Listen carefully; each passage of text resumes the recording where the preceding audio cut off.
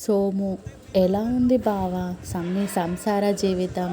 రాము: ఏముంది బావా, మా ఇద్దరి మధ్య మంచి అవగాహన ఉంది. ఉదయాన్నే ఇద్దరం కలిసి టిఫిన్ తయారు చేస్తాం. తాను కబుర్లు చెబుతూ ఉంటే నేను గిన్నెలు తోమేస్తాను. తాను పాటలు పాడుతూ ఉంటే నేను బట్టలు ఉతికేస్తాను. తనకి ప్రత్యేకంగా వండమని చెప్తుంది, లేకపోతే నేను ఏమి వండితే అది తింటుంది. భార్య భర్త ఇద్దరు రాత్రంతా గొడవపడి చివరికి అలసిపోయి పడుకున్నారు. ఉదయాన్నే లేచిన భర్త పాలు వేడి చేసి భార్యకు ఇచ్చాడు. భార్య: రాత్రంతా గొడవ పడినందుకు సారీ చెబుతూ ఇలా కాకపడుతున్నారా ఏంది? భర్త: ఎవరన్నారు?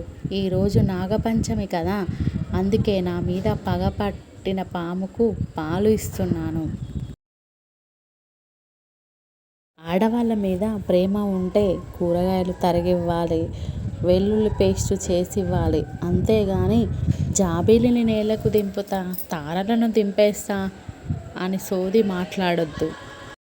మావిడ నన్ను అనుమానంతో విసిగించేస్తుందని వెధవ వేషాలన్నీ మానేశా. భగవద్గీత, రామాయణం చదవడం మొదలుపెట్టా. పేదవారికి చేతనైనంత సాయం చేస్తూ, మంచి పనులు చేస్తూ బ్రతకడం అలవాటు చేసుకున్నా. ఇంత చేసినా కూడా పొద్దున తన ఫ్రెండ్తో ఫోన్లో ఏం చెప్తుందో తెలుసా?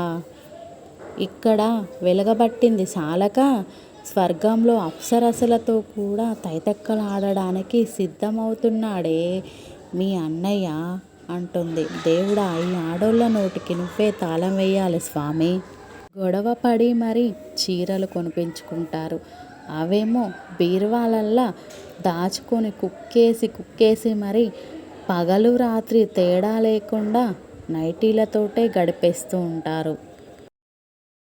సాక్ష్యాధారాలు పరిశీలించిన పిదప ముద్దాయి బక్కారావు తను రెండో పెళ్లి చేసుకున్నది తన కోసం కాదని, తన భార్య ఇంటి పని వంట పని చేయలేకపోతున్నాను అని పదే పదే బాధపడడం వల్లే రెండో పెళ్లి తప్పనిసరిగా చేసుకున్నాడని కోర్టువారు నమ్మి ముద్దాయి సాహసాన్ని, మొదటి భార్యపై తనకున్న అభిమానాన్ని కోర్టువారు అభినందించడమే కాక కేసు కూడా కొట్టివేయడమైనది.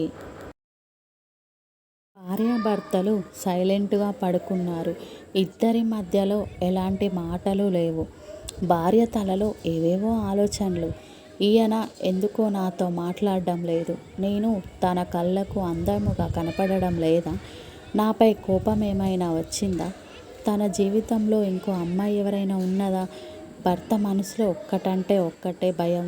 నేను తాగిన వాసన నా భార్యకు తెలియకుండా ఉంటే చాలు దేవుడా అని.